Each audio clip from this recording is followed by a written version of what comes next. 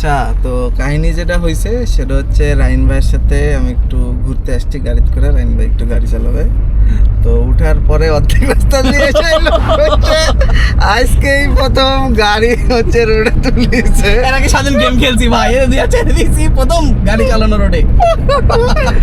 ভাই কলিজার সাথে নাই, তারপরে অনুভব করে বসে আছি যে না আমি ভয় পাচ্ছি না। ঠিক আছে, বিশ্বাস আছে রাইন ভাইয়ের উপরে।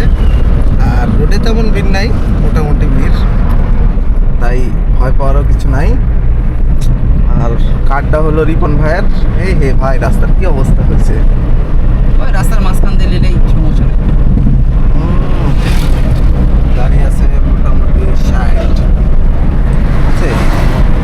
না ভাই? ঠিক। আবার এই গাড়ির উপর আপনি দয়াল করছেন ভাই।